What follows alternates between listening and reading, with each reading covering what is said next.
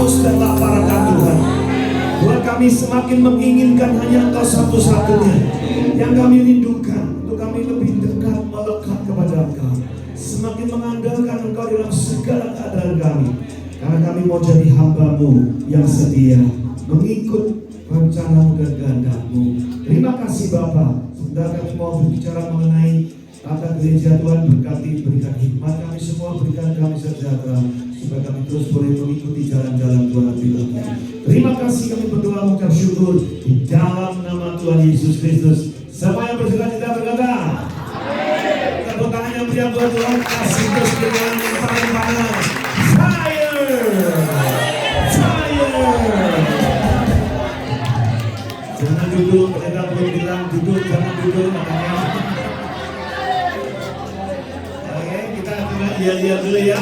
Betani, Satuan Hati, Tumbuh Bersama, Mengenang Jiwa. Sekali lagi ya, semua kompak. Betani, Satuan Hati, Tumbuh Bersama, Mengenang Jiwa.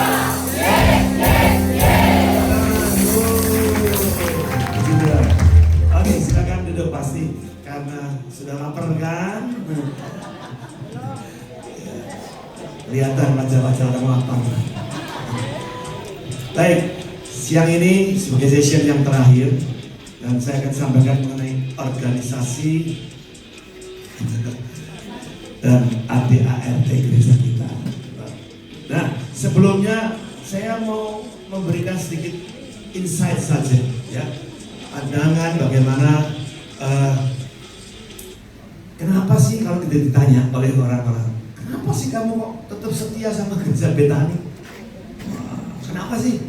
Padahal gereja Betani kan begini begitu macam-macam. Cari kelemahannya pasti ada kelemahan, betul? Banyak kelemahannya, banyak kekurangannya.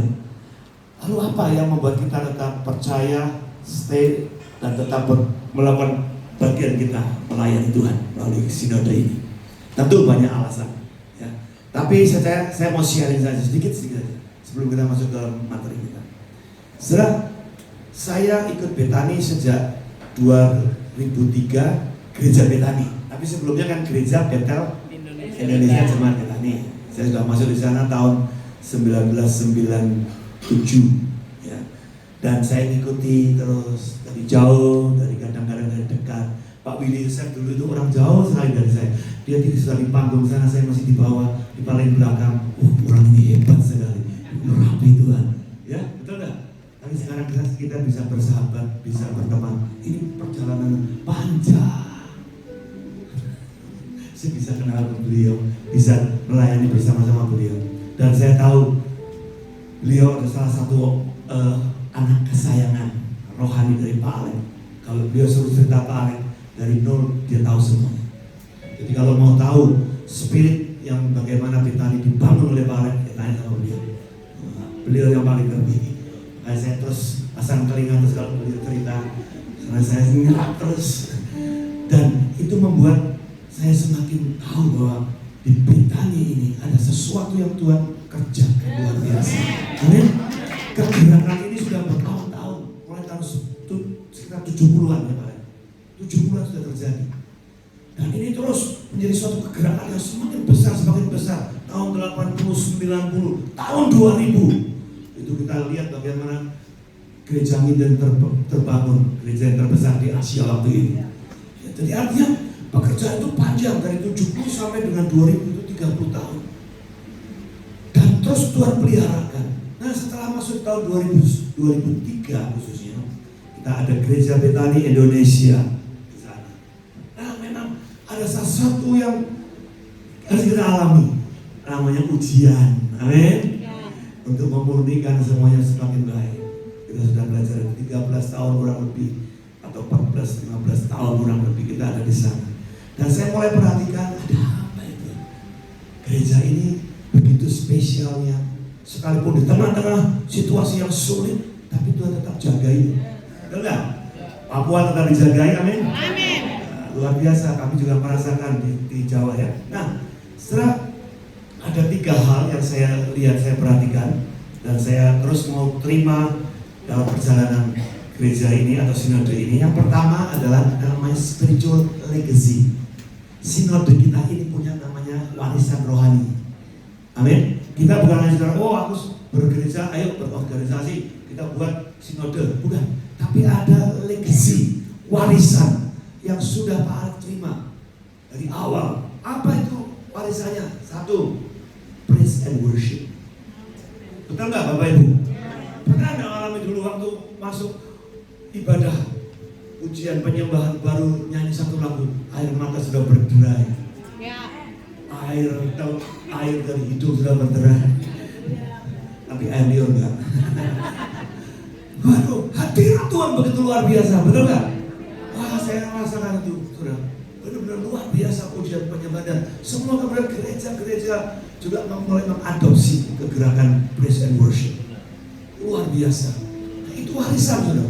Ya. Yang mesti kita jaga, mesti kita gali, kita mesti kerjakan. Katakan amin.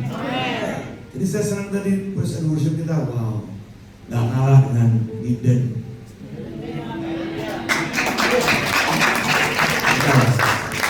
Saya percaya terus kalau didorong dengan semangat dan pemahaman yang seperti ini, saya percaya sesuatu yang luar biasa. Nah, kemudian yang kedua adalah namanya spiritual privilege. Apa itu? Sama dengan God favor, ada perkenanan Allah. Kalau ada perkenanan Allah, saudara, kadang-kadang kita ini bisa rada salah sedikit, menyimpang. Tapi karena ada perkenanan Tuhan, tolong Tuhan luruskan kembali. Katakan amin. Menurut saya hari-hari ini sedang terjadi God favor yang luar biasa.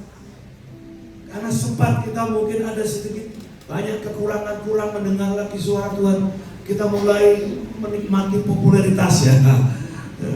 Hal itu mulai sedikit menyimpang, tapi saya percaya Tuhan sedang menarik kembali ke tracknya. Katakan amin. Supaya kita menyadari ada perkenanan Allah. Kalau ada perkenanan Allah itu kita lebih tenang. Ingat Abraham waktu dia salah ngomong istrinya, sayang, kamu jangan ngomong istriku ya, nanti aku dibunuh sama raja Mesir. Kamu terlalu cantik banget kamu. Nah gitu, kamu adikku ya, kira-kira gitu. Benar. Raja Mesir karena ya salah raja. Lihat, Sarah cantik banget, mau dinikahi, tapi Tuhan kemudian negur. Itu artinya apa? Abraham salah, tapi ada pertolongan Tuhan. Amin. Nah seperti itu saya lihat Betani ada pertolongan Tuhan terus. Dari proses apapun juga ada pertolongan Tuhan. Amin. Jadi jangan tenang, aman, karena Tuhan yang berperkara dengan kita. Amin. Ya, kalau yang ketiga adalah namanya spiritual covenant, perjanjian. Ingat ya perjanjian Abraham dulu.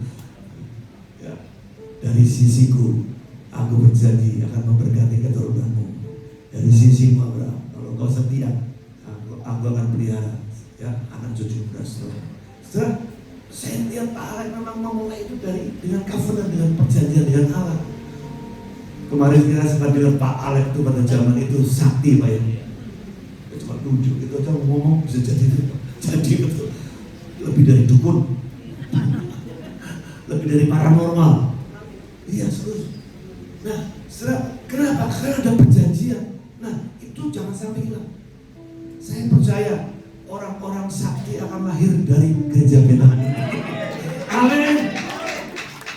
Kalau bapak kita seperti itu, kita anak-anaknya atau cucu-cucunya, kita akan mewarisi sesuatu yang lebih dahsyat, yang lebih hebat. Karena saya bilang, waktu Pak Billy bilang, ada second wave, gelombang yang kedua. Tolong jangan salah ikut ya. Jangan bilang second wife, ya, tak salah. Second wave, ya. Gelombang kedua, amin. Bukan istri kedua. Oke. Second wave, itu gelombang kedua. Biasanya gelombang yang lebih besar. Amin. Gelombang yang lebih besar. Nah, siap-siap makanya ayo. Karena gelombang yang besar ini, kalau kita nggak siap, kita akan digulung. Tapi kalau saudara saya siap, kita akan main selancar di atas gelombang itu. Tangkap saudara. Kita akan melihat keindahan bagaimana gereja Betani akan muncul dengan terang yang luar biasa. Amin. Kemuliaan yang luar biasa. Jadi ini siapkan 3 poin ini menjadi sesuatu yang saya pegang. Untuk ayo bareng-bareng semua kita bergerak dalam satu yang namanya spiritual legacy, karena kita punya warisan. Bilang kiri dengan saudara, kamu punya warisan yang luar biasa. Please, ingat itu, ada warisan rohani ya. Jadi kemana pun saudara pergi sebagai seorang betani, saudara akan punya legacy itu yang bisa dibagikan kepada keturunan-keturunan generasi berikutnya, dan harus dibagikan ya. Lalu yang kedua adalah namanya God favor atau spiritual privilege, keistimewaan secara rohani. Itu nggak bisa di mana rumusnya Pak dapat itu, nggak bisa. Itu semua keputusan Tuhan. Tuhan yang mau. Kalau Tuhan yang mau, betani tetap ada. Mau apa orang? Ya. Halo. Amen. Mau dilaporin polisi, mau dimasukkan, nggak bisa. Ya. Tuhan yang tetap benar. Tuhan yang atur segala sesuatunya. Amin. Lalu yang ketiga adalah spiritual covenant. Ingat, perjanjian, ada perjanjian. Ya. Perjanjian itu pasti 2 sisi kan? Nggak cuma 1 sisi. Tuhan, katanya kamu janji. Nah, Tuhan bilang, lah kamu janji ngopo? 2 arah. Amin. Jadi saudara dan saya berjanji, Tuhan, aku mau setia dengan panggilanku. Aku mau kerjakan sampai nafas terakhir hidupku.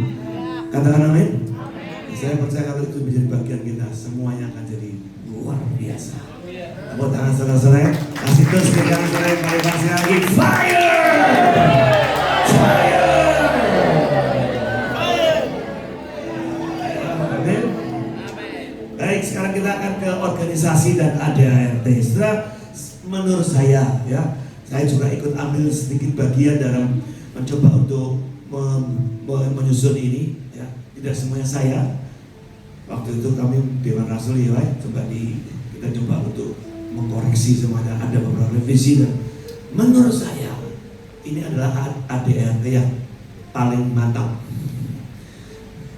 Padahal ini udah tua. Kita percaya. Nah, kita kan pernah ada di Gereja Betel, ya, dan waktu itu kita punya banyak pengalaman lah dengan ADRT Gereja Betel. Ada banyak kekurangan di sana juga. Sekalipun sekarang saya tahu sudah diperbaiki juga. Kita sudah punya pengalaman seperti itu, kemudian belajar dari gereja-gereja lain juga yang punya ADART. Karena memang setiap gereja berbadan hukum harus punya ADART, Bapak Ibu. Jadi memang kita punya Alkitab sebagai pedoman utama, yes. Tapi sebagai sinode, sebagai organisasi, saudara harus punya namanya ADART. Anggaran apa sih ADART? Anggaran dasar dan rumah tangga. Sama dong seperti di rumah-rumah kita masing-masing. Kita kan punya ADART masing-masing kan? Tidur jam 10 harus tidur, misalnya begitu. Kalau makan harus di ruang di meja makan. Nah, setelah kita punya ADART masing-masing. Nah, demikian juga dengan organisasi. Nah, organisasi kita, nah yang pertama saya mau jelaskan adalah logonya dulu. Kita seragamkan logo kita ya. Logonya seperti ini Bapak Ibu. Jangan pakai ada salibnya pakai merah. Itu bukan. Itu mungkin dulu pernah dipakai, tapi sekarang sudah diseragamkan menjadi logo yang seperti ini ya. Jadi bunganya atau bunga Holy Spiritnya, burungnya itu emas ya, silver, salibnya hitam, dan Alkitab juga hitam seperti itu. Jadi tolong kemudian successful Bethany families juga seperti itu, tolong juga diseragamkan, distandarisasi. Jadi ada yang model yang baru itu keluar, pernah sempat dirilis tapi hanya itu nggak terpakai lagi. Jadi haki kita, cipta kita itu seperti itu, dan itu dilindungi hukum. Itu tercatat semua secara hukum legal. Hanya kita yang bisa. Kalau ada gereja lain pakai logo ini, ya kita bisa mempertanyakan. Karena ini yang kita sudah diberi hak penuh, ya. Jadi Bapak Ibu tolong diseragamkan untuk logo dan moto, ya. Baik. Sekarang saya bawa buku ADART sekian tebelnya. Tadi Pak Willy bilang, cuk suwi-suwi yo. Lapar kita harus dimakan. Pokoknya begini, sampaikan yang penting-penting. Memang saya kira Saya juga nggak mungkin menyampaikan dalam waktu 1 jam. Kalau saudara mau ngikuti 1 jam, pusing nanti 7 keliling. Ya, tapi poin-poin pentingnya saja ya. Yang nanti harapannya begini, kenapa sekarang kita bukakan karena kita mau Bapak Ibu sebagai pejabat tahu bahwa kita punya ADRT. Katakan amin. Jangan sampai ngerti ADRT, ada ADRT. Dan tentu bukan cuma tahu ada, tapi juga membaca dan menjadi pedoman untuk kita berorganisasi yang baik. Amin. Gereja karismatik kekurangannya di sana Bapak Ibu. Seringkali kita pokoknya apa kata Tuhan? Ini susah. Sana ngomong kata Tuhan A, sebelah sini ngomong kata Tuhan B. Wah ini terus gimana cara ngukurnya? Nah susah. Makanya adalah ADRT penting. Tentu tidak untuk membatasi pekerjaan roh. Amin. Tentu bukan ADRT satu-satunya yang sudah sempurna yang tidak bisa berubah. Bisa. Kalau dinamikanya semua bisa berubah. Karena yang buat ADRT manusia. Jadi Bapak Ibu, jadi begini, saya mau langsung saja kepada bagian yang apa yang saya siapkan. Jadi struktur pemerintahan sinode kita adalah semua ada struktur pemerintahan ya. Ada yang gereja bebas Indonesia, tadi apa kata Roh Kudus, bebas saja semua, bukan GPI loh Pak. Tapi ada pokoknya ada RT tapi nggak pernah dipakai, nggak pernah disosialisasi. Nah kalau kita pakai namanya teokrasi episkopal. Teokrasi itu apa? Artinya fokusnya sama Tuhan.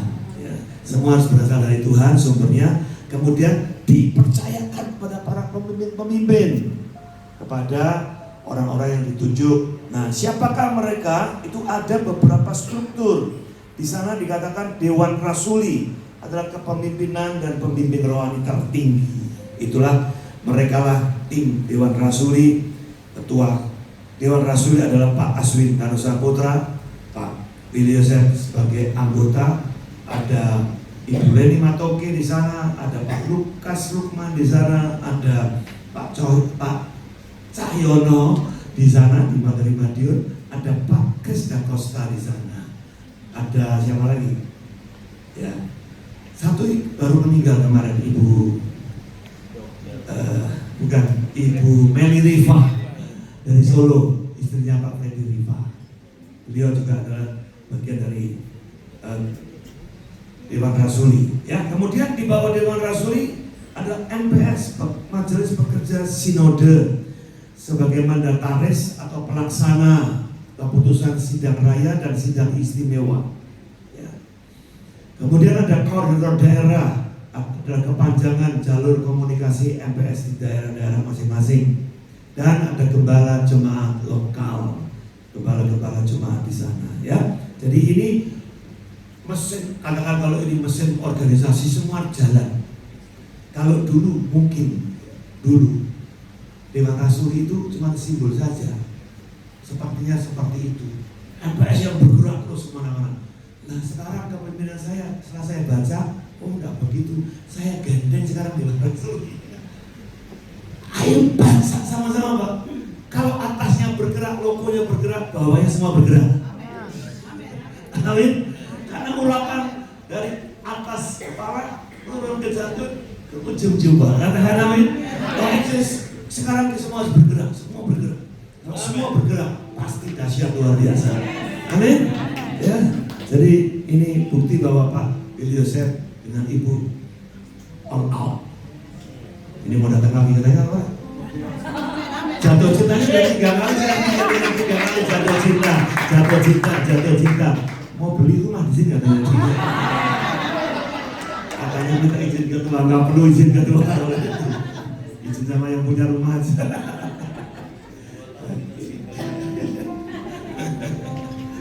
Ya, oke. Sekarang kita masuk ke anggaran dasar dan anggaran rumah tangga. Ya, secara singkat saja, ADART Sinode Gereja Betani terdiri dari dua bagian yang utama. Anggaran dasar, ada satu bab saja anggaran dasar, tidak banyak-banyak. 13 pasal, ya, terdiri 13 pasal dari satu bab itu. Kemudian anggaran rumah tangga ada 19 bab. dan 71 pasal. Jadi ADART adalah rule of the game ya, aturan main, istilahnya begitu. Jadi makanya nanti saudara akan diberi satu kesempatan untuk coba dipelajari, dilihat hak-hak apa, tanggung jawab apa yang kita bisa kerjakan di dalam sinode kita. Ya. Yang kemudian juga ADART adalah pedoman berorganisasi yang mengatur hubungan kerja, hubungan pelayanan atau pengelolaan pelayanan antara sinode dengan sebagai payung organisasi bagi semua gereja Betani dan semua pejabat gereja. Saya kira itu jelas ya, itu pengertian umum. Nah, beberapa hal yang perlu menjadi perhatian kita tentang ini, ya, tentang ART khususnya.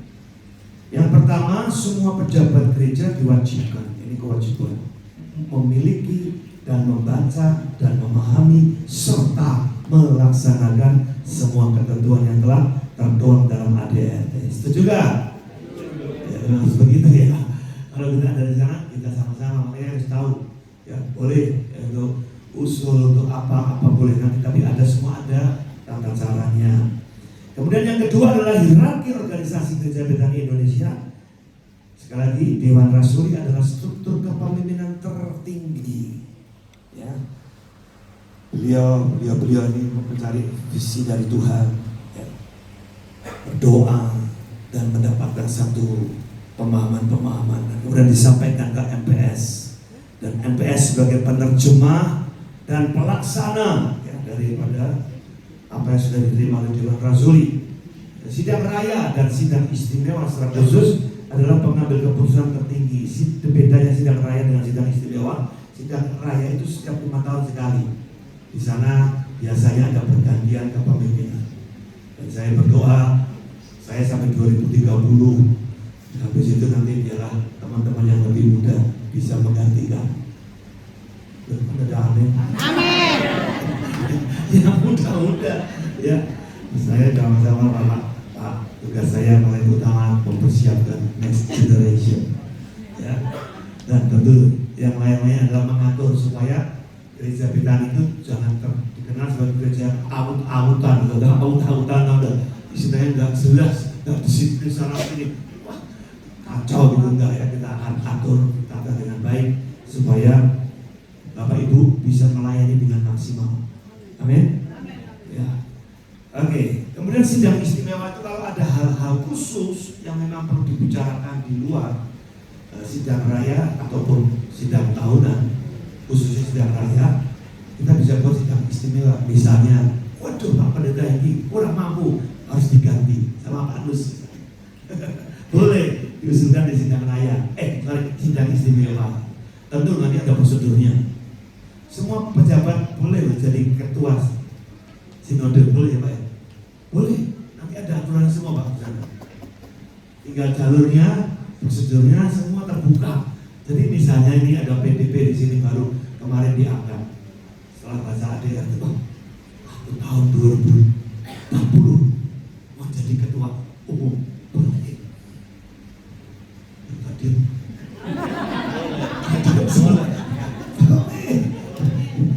Tapi ikuti prosedurnya. Pelayanan yang baik, sepenuh hati, hamba Tuhan yang benar-benar rendah hati, melayani sungguh-sungguh. Nanti kan akan naik sendiri. Katakan amin. Ada satu kali nanti Tuhan bilang, iya kamu nih Bang ini. Naik. Dari mana? Papua. Kalau dulu orang bilang, pasti dari Surabaya, dari Jawa Timur. Buktinya enggak, dari Jawa Tengah bisa. Dari Salatiga bisa. Salahnya 3 terus sudah. Bisa. Papua enggak ada salah kok. Bisa. Amin. Nah, jadi semua sudah diatur dengan baik.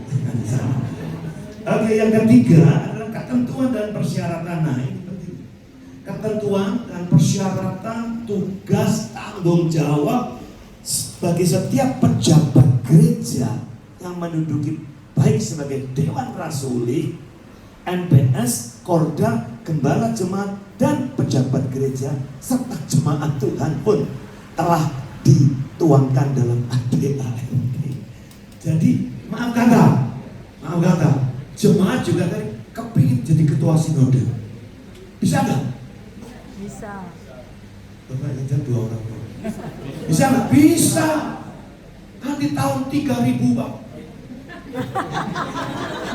Boleh. Ya, jadi harus ya pelayanan yang baik, aktivis yang baik, ya kan? Nanti Pak Gembala lihat, wah ini orang bagus, punya komitmen. Ayo, kamu tak usulkan jadi pejabat gereja ya.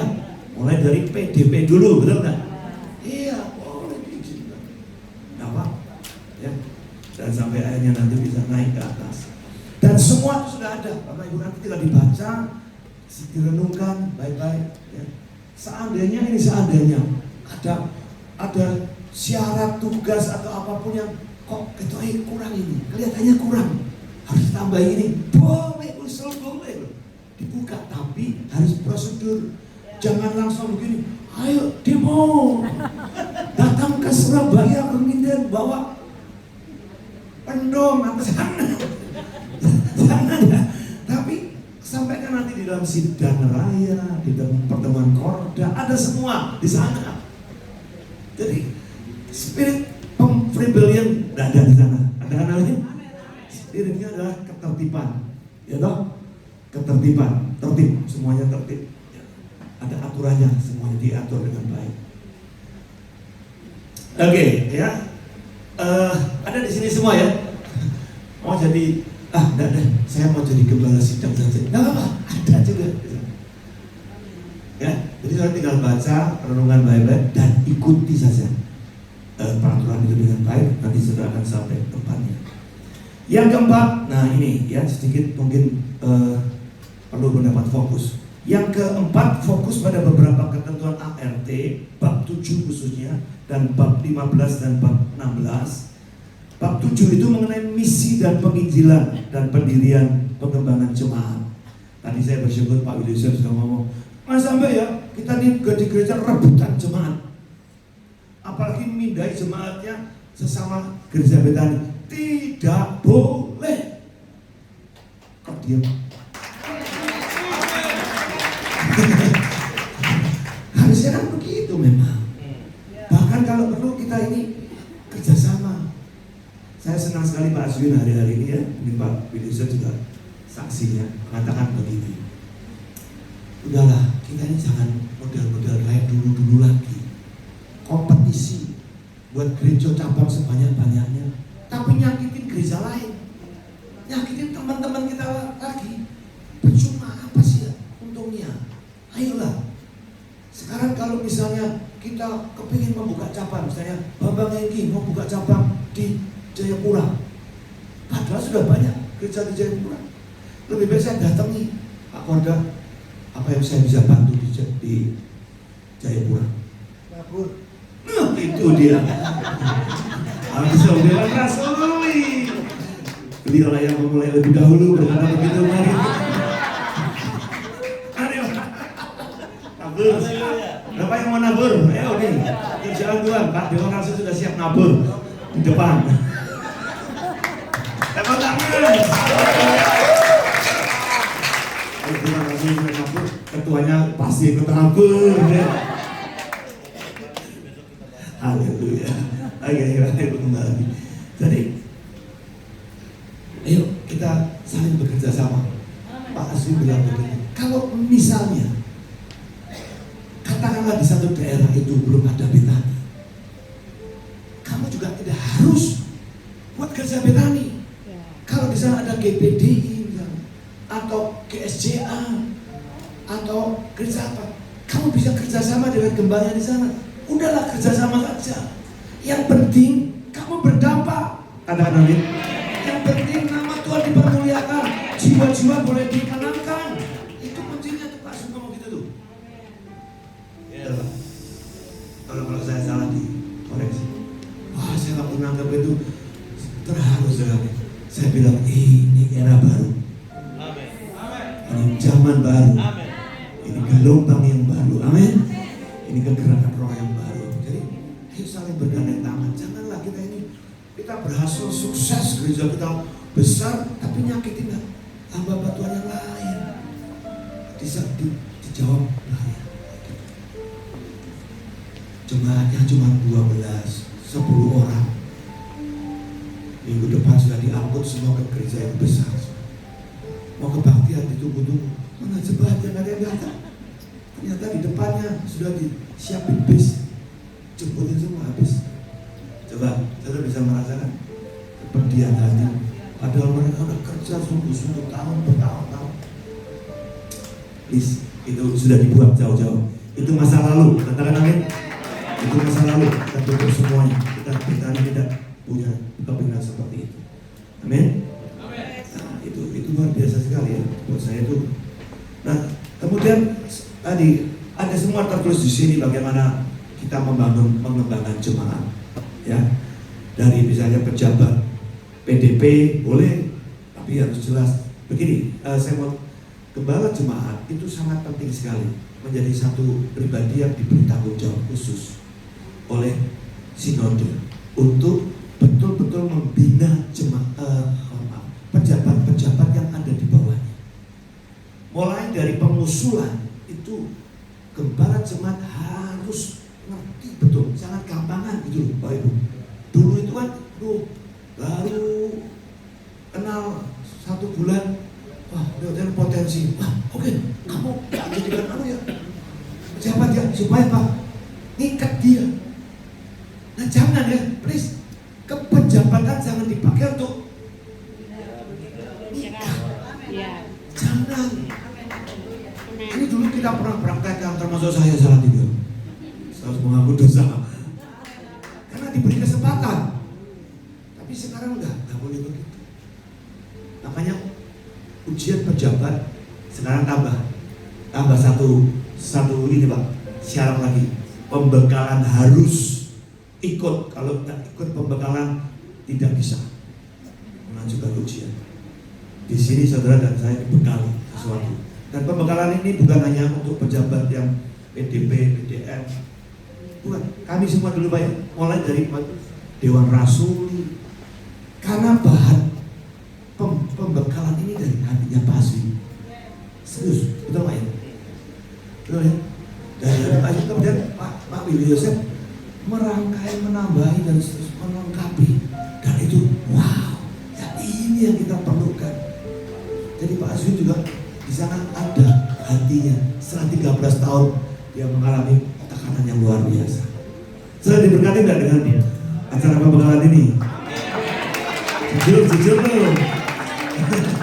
Nanti diwawancara ya, bagaimana kesan dan sesuatu harapan-harapan ke depannya.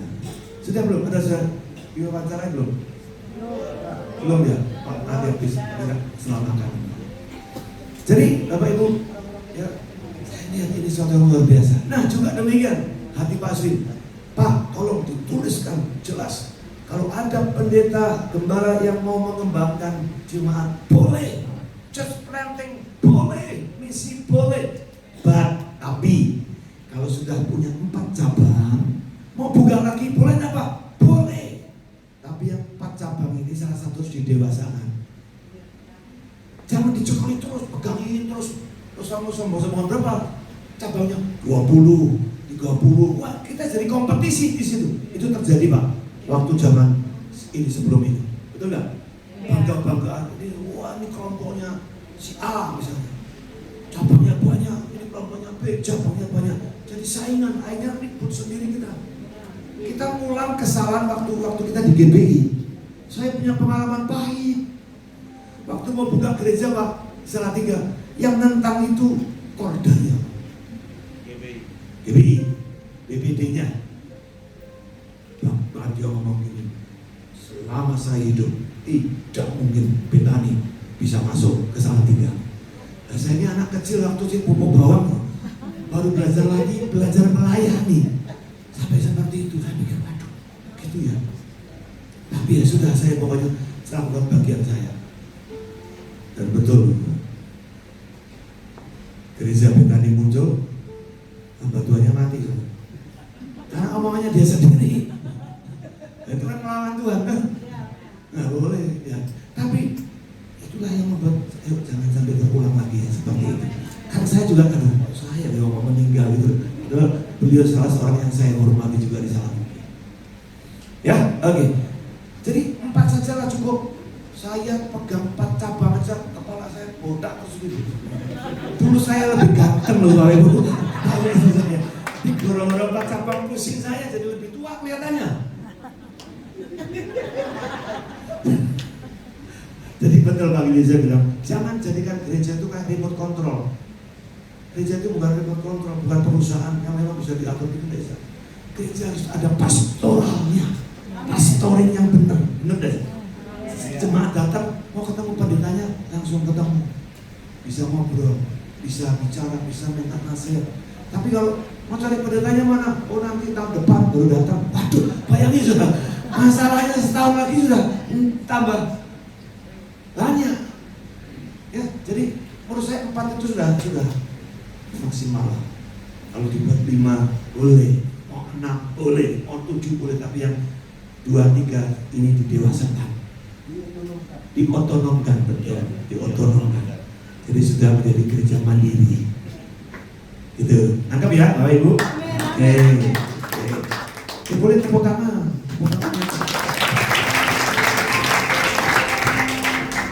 Ini ada ya. Oke. Apalagi ya, soal pendirian dan pengembangan. Boleh satu kota berapa gereja, Pak? Nggak ada aturannya sekian gereja. Tapi kalau memang terpaksa mau buka boleh. Tapi datanglah ke gereja atau gembala jemaat yang sudah ada di sana. Tadi yang pertama kerjasama dulu kalau bisa. Amin. Apa yang bisa bantu nih Pak? Bantu. Ini aku punya jemaat nih. Mau minta supaya aku buat gereja di sini. Gimana kalau saya serahkan ke Bapak saja? Boleh nggak? Boleh. Saya di Salatiga banyak anak-anak muda dari berbagai daerah. Pada saat mereka mau pulang, mereka bilang, Om, di tempatku nggak ada gereja Betani kayak di Salatiga. Saya pasti nggak ada lah. Tapi ada gereja di sana loh. Ya ada. Tapi beda Om. Bisa nggak Om buat gereja di tempat saya berdomisili? Saya bilang, enggak, saya tidak diberi visi itu. Kamu pulanglah kembali ke tempatmu, ke gereja mula-mulamu boleh. Tapi kalau misalnya kamu nggak bisa lagi, ya cari gereja yang sudah ada yang sah di sana yang tentu yang sama. Bayangin Bapak Ibu, kalau saya ini mau, itu hari ini saya sudah ditunggu berapa orang yang asalnya dari Papua, ada Santani, ada Jayapura, mahasiswa saya. Iya Pak, Bu. Jadi kalau mereka bilang, Om, nggak ada Om, nggak ada Betani, beda Om. Coba kalau saya itu terpancing-pancing, oh iya, ayo buka. Ribut nggak? Ribut nggak Pak? Oh, ribut. Saya pasti nggak jadi ketua umum. Jadi, sudah lebih baik, kamu jadi berkala di sana. Ya apa yang kamu dapat dari Salatiga, misalnya memang itu bagus, bagikanlah di kota di mana kamu ada. Dan puji Tuhan sampai hari ini saya nggak menanggapi sama sekali permintaan teman-teman ini, ya. Kerjasama lah, intinya itu kerjasama. Amin. Salatiga mau loh kerjasama dengan Pak Jo, mau kerjasama, ayo. Apa lagi? Makasih. Ayo, Pak Odi, ayo kerjasama. Nanti saya tinggal ngajak Pak. Gimana Suli? Gimana Suli? Sudah jatuh cinta yang ketiga kali dia bilang aku jatuh cinta. Kan orang yang tepat yang bisa saya ajak bersama-sama. Amin. Udah Pak. Nanti habis ini kita buat sesuatu acara yang luar biasa. Sorry Pak ya. Ini agak kurang ajar nih Pak. Oke, yang berikutnya adalah bab ke-15, kode etik pejabat. Nah ini bagus, ada kode etiknya di sana. Jadi ada pelanggaran apa yang tidak boleh. Dan di sana ditulis semuanya. Nanti dibaca jelas.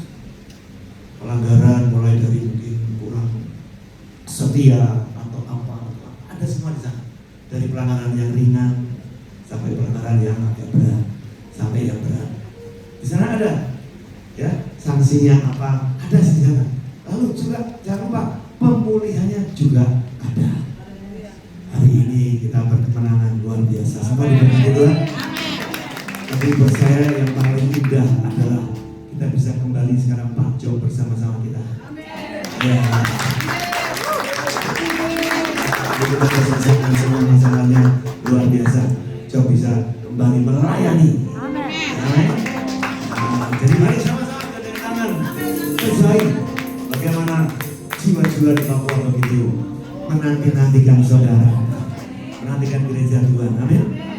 Nanti bayangkan tadi ada beberapa orang doain sakit dari background saudara kita seberang. Doa. Yang merasakan apa tadi yang kami siapa ya? Pak Elton tadi ya? Pak Elton. Iya. Aduh, dia merasakan sesuatu. Nah ini jadi tinggal mulai kirim nih. Datang aja. Amin.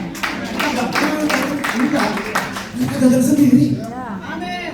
Akan datang pembenaran daripada nubuatan Tuhan. Satu orang percaya, jubahnya dipegang oleh 10 orang. Dan 10 orang menyanyi, please bawa kami, kenalkan kami dengan Tuhanmu. Ajari kami jalan-jalan Tuhanmu. Amin. Ya. Yuk, sekarang kita memang ada di sinode ini. Tapi pola pikir kita jangan cuma bicara soal sinode, tapi kerajaan Allah di muka bumi.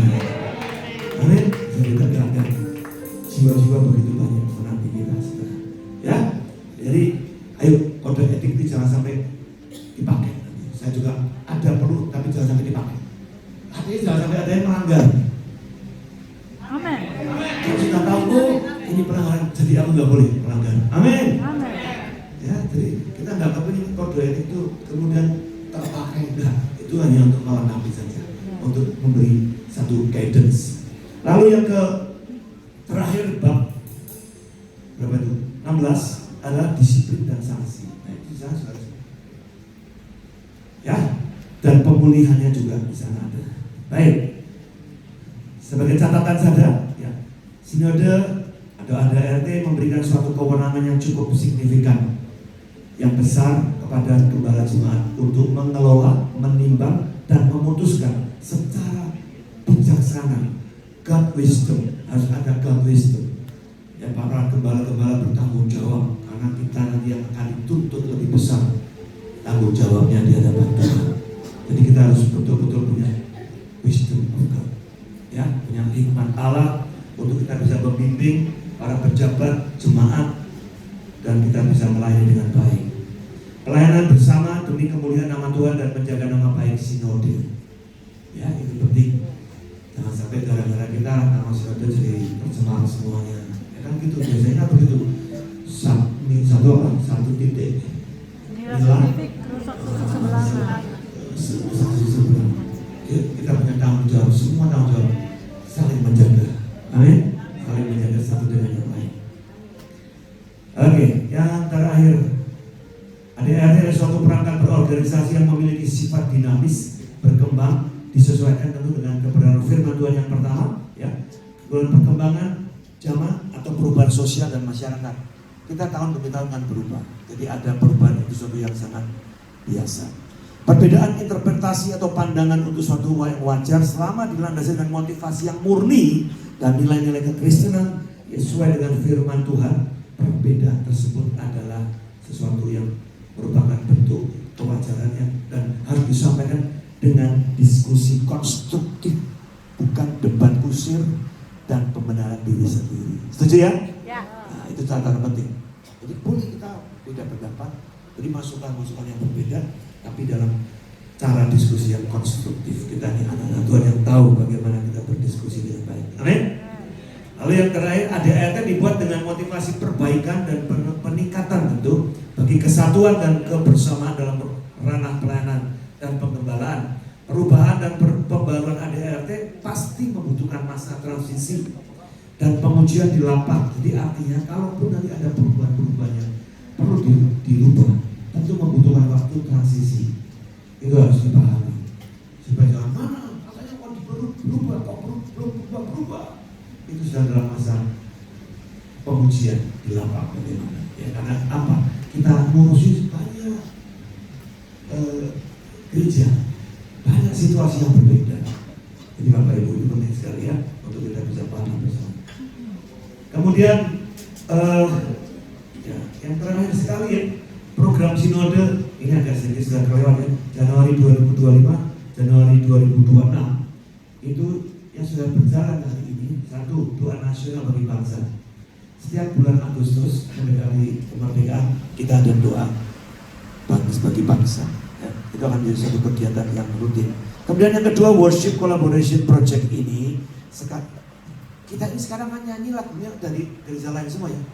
Padahal dulu kita nyanyi lagu-lagu PKI bahkan dipakai gereja-gereja lain. Sekarang kebalik. Nah, kita akan kembalikan ini.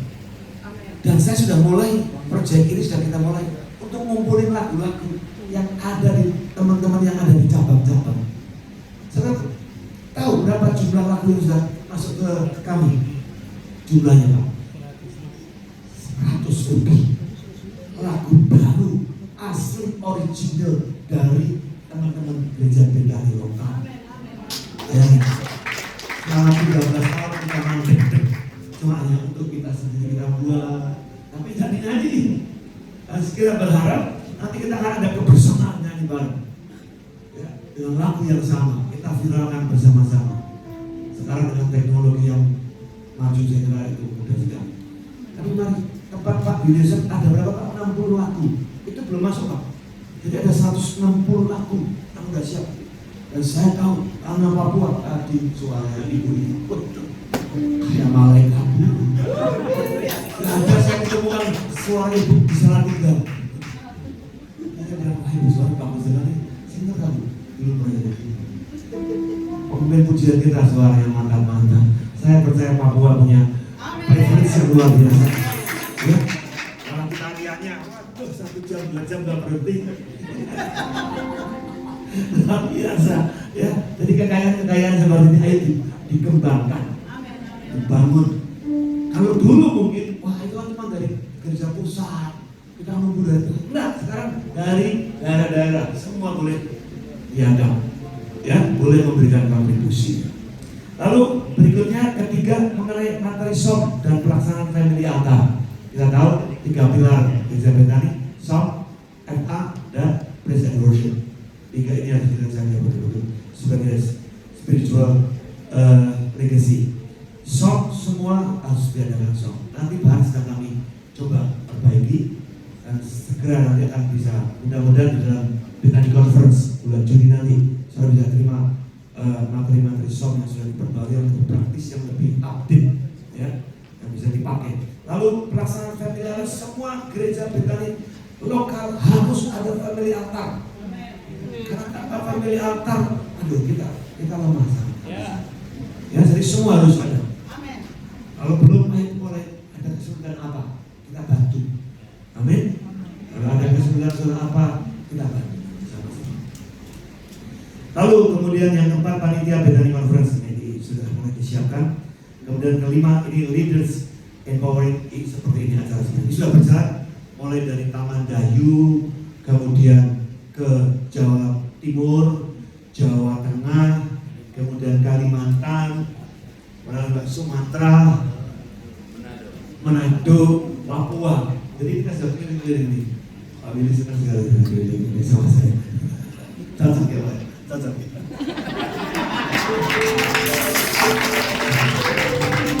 Apalagi sampai istri-istri. Ayo ya, menikmati. Kami menikmati begini Pak Ibu. Kita pikir waktu kita berangkat, kita mau jadi berkat. Ternyata jujur, kita yang diberkati. Kita yang disenangi.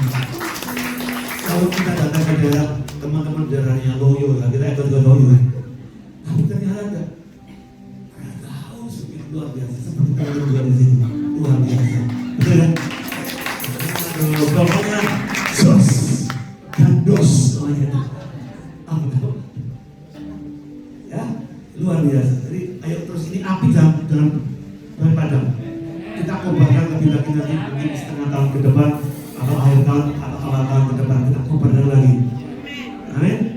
Dengan tentu saya berharap semua Papua bisa ikut. Semua korban bisa ikut semuanya. Yang berikutnya lagi adalah youth. Nah ini youth, jadi fokus kita juga teman-teman youth di sini harus gabung dengan grup youth BKD Reborn. Sudah belum? Nah untuk para gembala tolong didorong. Ayo kamu ikut. Nanti ada linknya. Tanggal 31 nanti akan ada materi pembelajaran mengenai leadership. Ya. Silakan ikut. Ini online semua. Ya, kecuali teman-teman yang dekat dengan Salatiga bisa ikut Salatiga langsung. Kita sudah 3 kali rasanya, 3 kali sudah memberikan 3 kali. Nanti pasca ada acara youth pasca bersama seluruh Indonesia.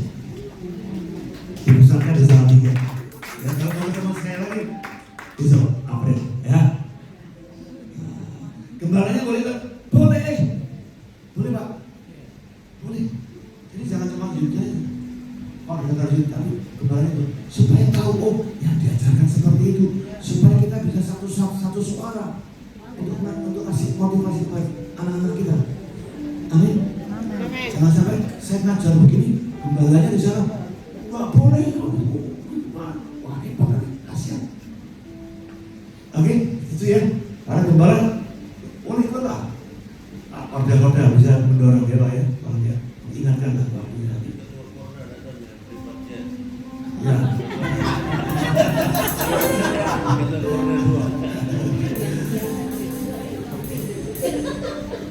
Kemudian National Christmas ini sudah berjalan, tapi baru youth-nya. Saya berharap wanitanya nanti bisa.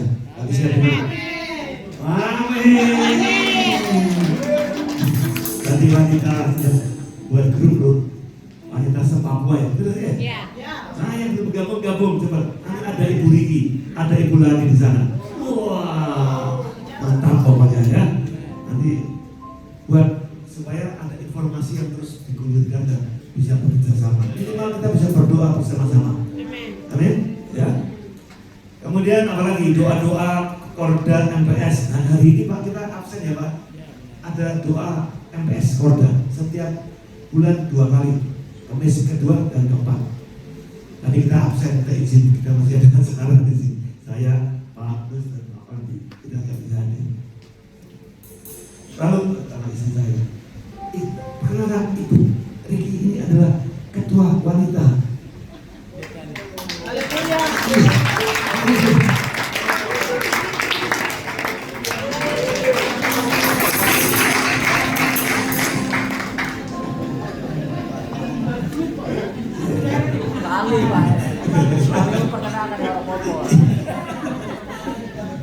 Lupa ya Pak ya. Karena begitu dekat ya.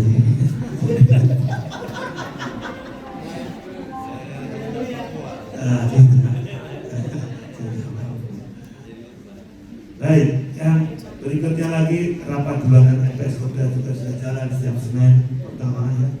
Kita selalu ketemu tuh dengan walaupun secara online ya. Jadi ya saya bersyukur organisasi ini mulai bergulir dengan baik ya. Mudah-mudahan semakin baik. Tolong doa ya. Tolong doakan kami juga, Dewan Rasul doakan, MPS doakan, para Korda doakan. Amin. Karena kalau kita semua pemimpin bergerak, saya percaya semuanya jadi ikut bergerak. Dan kemudian gerai puasa nasional setiap hari Kamis. Nah ini, setiap Kamis ada puasa. Ada yang bilang kok gak senang Kamis sekalian Pak? Ini Kamis aja dulu dah. Kamis dulu ada. Ini hari Kamis ya Pak? Puasa berarti, gak makan siang nih Pak. Ini sudah disiapin. Tapi setiap Kamis kita ada doa puasa bersama seluruh abang Tuhan, bahkan seluruh jemaat. Oke? Jadi itu mungkin beberapa yang saya sudah sampaikan. Kalau sekiranya ada pertanyaan, silakan. Tapi kalau tidak ada dan mudah-mudahan tidak ada, pikirkanlah kampung kamu. Saya sudah lama juga. Saya maksud saya begini, boleh sih mau bertanya boleh, tapi tolong dibaca dulu. Kalau kita belum membaca dengan jelas, nanti saya khawatirnya pertanyaannya kemana-mana, jawaban saya juga kemana-mana nanti. Jadi ini artinya maksud saya, please Jangan bertanya. Nanti baca aja dulu, betul. Nanti aja, nanti kan sudah berbahagia, pelajari di rumah. Oh ini bagus, oh ini kurang nih, ini saya mau usul. Ya, gitu ya, setuju ya? Setuju? Setuju Bapak Ibu? Setuju Bapak Ibu? Setuju ya? Setuju semua ya? Ya, minta maaf yang belum setuju.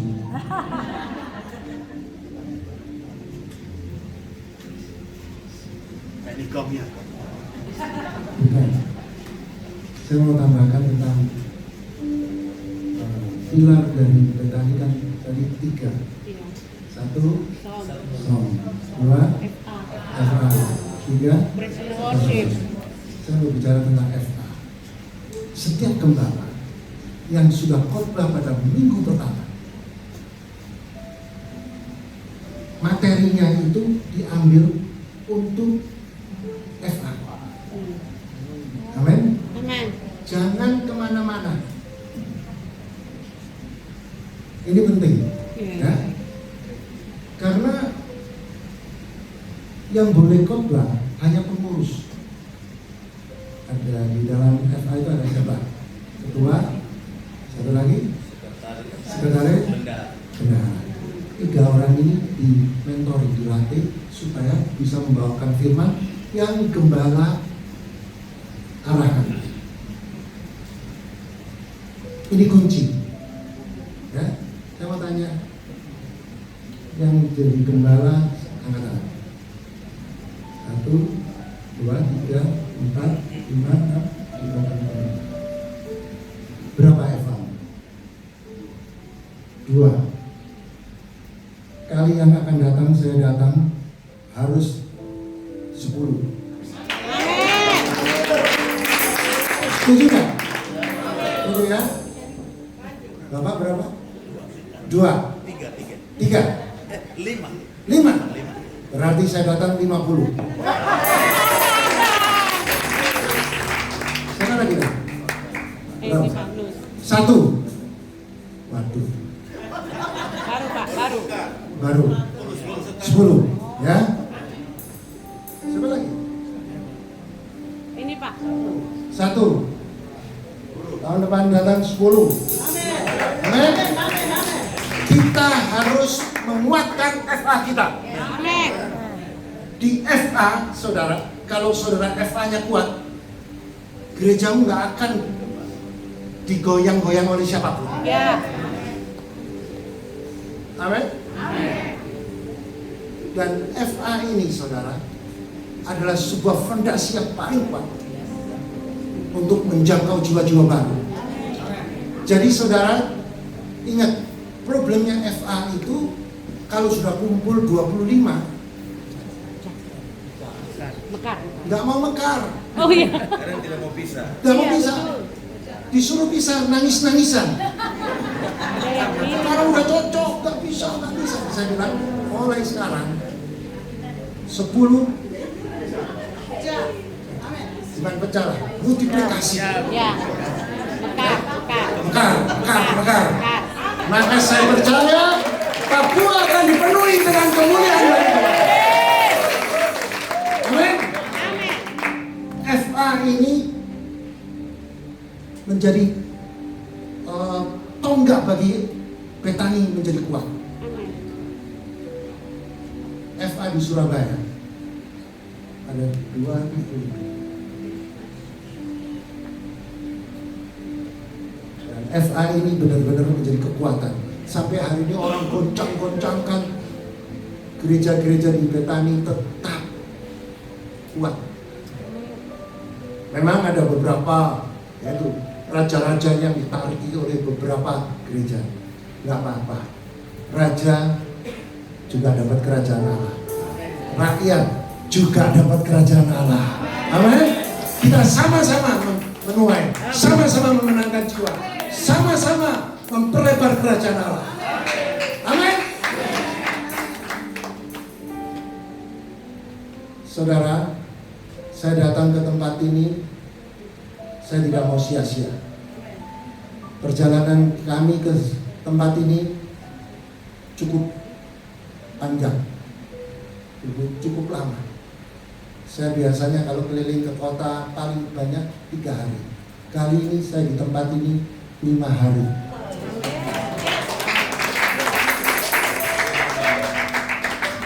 Tahun depan cinta nabur. Tapi dia salah ucap, saya memaafkan karena dia bilang yang nabur Dewan Rasul boleh, tapi yang menuai kalau saya nabur, saya menuai. Dia nggak mau nabur, nggak menuai. Amen. Jangan takut menabur. Amin. Dan hari ini kita percaya selama sesi 1, sesi 2 sampai selesai tidak akan sia-sia. Saudara pulang harus bawa api. Saudara pulang harus jadi dampak. Saudara pulang masuk di komunitas, menangkan jiwa. Saudara akan dipakai Tuhan. Tahun depan saya datang, saudara sudah menjadi multiplikasi yang dahsyat. Amin.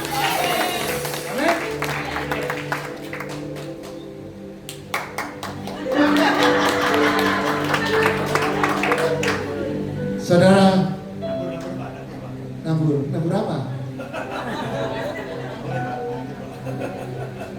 Bicara soal nabur. Ini mau makan atau mau nabur?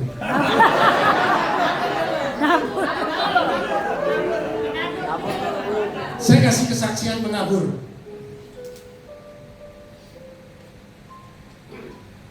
Tahun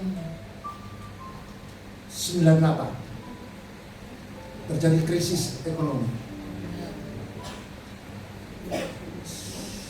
Tahun itu Pak Alek datang ke tempat saya. Dia ngomong sama saya, Minden ini ada problem karena kita lagi bangun, kena krisis moneter.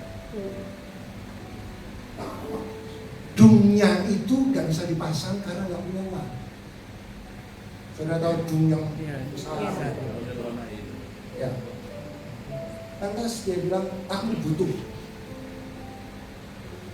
Carikan pinjaman 300.000 US dollar. Waktu itu emas masih ratusan ribu. Jadi kalau 300.000 US dollar, waktu itu US sudah 20.000, berarti 6 miliar. Kalau hitung ratusan ribu, anggap aja 500.000. Jadikan emas cukup banyak. Ada yang bisa ngitung? Hah? 12 kilo. Lebih dong. Ayo, hitung-hitungan. 6 miliar dibagi 500. Hah? 12 ton. 12 ton. 12 ton. Betul kan? Iya. Berapa? Karena 1000 kilo itu 1 ton. 12 ton. 12 ton. Iya. Kalau 12 ton, sekarang uangnya berapa?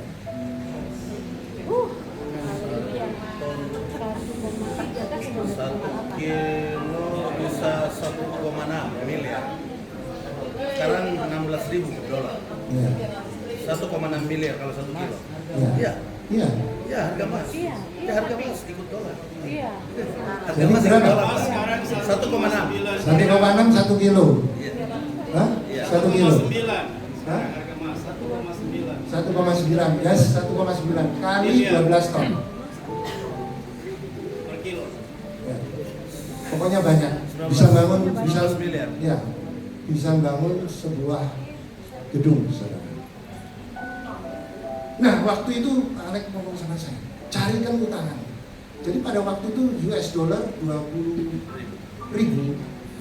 Orang tiap hari beli dolar, besok jual, ya, ada rupiah beli dolar, besok untung 100 poin, 200 poin.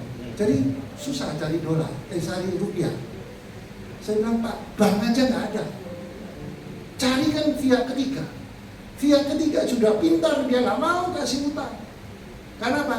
Overnight di bank, overnight saja 70%. Jadi bank itu kadang-kadang mau tutup, dia punya plafon, satu malam saja dia berani bayar 70%. Sulit. Lantas saya bilang, Pak, kalau cari utang enggak ada, saya ada uangnya, tapi uang putaran pabrik. Berapa lama, Pak? 1 bulan. Saya bilang, bener loh, Pak, 1 bulan bisa. Ya, kalau Pak Alek ngomong nggak ada orang yang bisa lawan. Jangan 1 bulan, saya bilang 2 bulan, Pak. Urusan ini saya baru berani cerita di 2 tempat. Satu di Manado, baru-baru saja.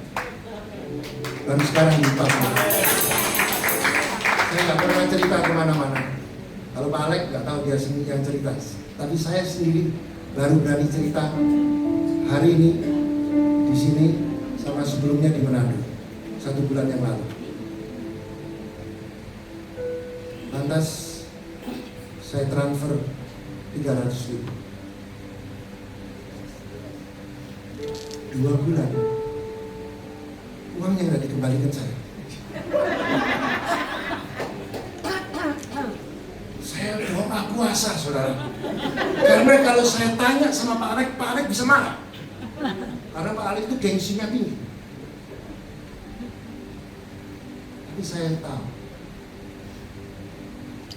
Tuhan, kalau memang Tuhan mau saya nagih, Tuhan pasti kasih saya damai sejahtera. Saya doa, tiba-tiba ada suara narwastu. Narwastu kan dikasihkan, dibebaskan. Padahal saya ada 5.000 karyawan menunggu saya untuk makan perputaran uang. Saya ingat lagi, Tuhan benar tak? Karena keputusan ini menentukan 5.000 orang. Saya tidak ada jawaban, saya hanya satu jawaban. Kalau nanti Pak Alek ngomong tidak punya, ya narasi. Karena nggak mungkin Pak Alek itu ngomong, waduh ya Pak. Pak Alek itu paling gengsi sama saya. Saya datang sama Pak Alek, uangnya belum ditransfer. Waduh, udah kepala Pak. Wah ini narwastu. Benar dia bilang, saya cari di sini sih, itu semua gagal semua. Dia pegang kepala, dia pegang kepala, saya juga pegang kepala. Waduh Pak, lu kenapa kamu pegang? Dia bilang, saya digerakkan narwastu. Bener Pak, bener. Ya benar saya tadi sudah ngomong. Ya Miss, terima kasih. Loh.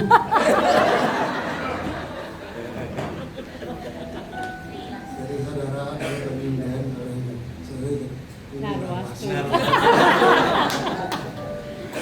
tapi saya diproses.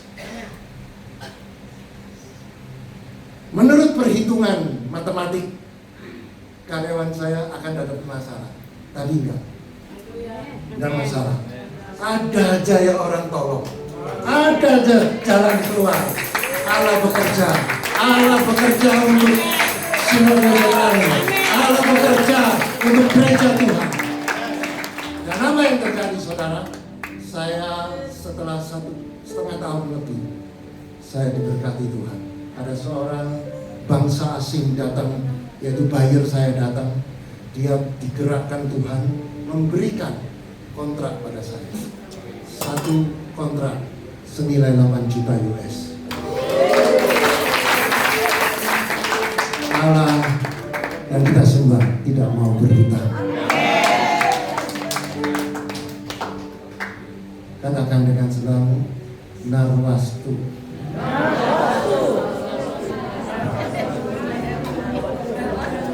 Amin. Saya tanya panitia, ini uangnya sudah tercover semua belum? Cukup? Belum Pak, Narwastu makanya Pak. Ya, cukup? Cukup. Jujur, cukup. Cukup? Lebih dari cukup? Kalau ada kelebihan, kasih yang lemah, kasih yang kekurangan. Kita mau jadi dampak, kita mau memenangkan jiwa-jiwa. Kita harus bersatu, kita harus saling menguatkan, saling menabur. Baru kita akan menuai. Papua akan menjadi sebuah provinsi yang dipenuhi dengan kemuliaan Tuhan. Amin. Mari kita bangkit berdiri.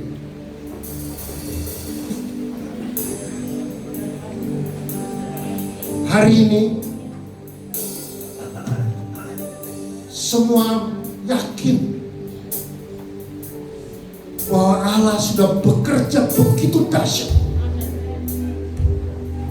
Dari kemarin sampai saat ini, Roh Kudus bekerja, Roh Kudus merestorasi, Roh Kudus memberikan jawaban demi jawaban, memberi kekuatan demi kekuatan. Roh Kudus merestorasi setiap kita. Mari kita sebagai hamba Tuhan tanggalkan keegoan kita, tanggalkan kesombongan rohani kita. Jadikan kita hamba Tuhan yang punya integritas. Jadikan hamba Tuhan punya kerendahan hati. Jadikan hamba Tuhan yang berdampak. Di mana kita berada, ada kuasa, ada urapan, dan ada mujizat. Mari setiap hamba Tuhan, mari kita mengangkat tangan kita. Katakan, Tuhan Yesus, pakai aku. Aku mau melayani Kau dengan segenap hatiku, dengan segenap jiwaku, dengan segenap akal budiku, dengan segenap kekuatanku. Pakai aku melaksanakan amanat agung, bekerja sama dengan seluruh hamba Tuhan, saling bergandengan tangan untuk memenangkan kota Papua. Banyak jiwa yang harus diselamatkan melalui pelayananku,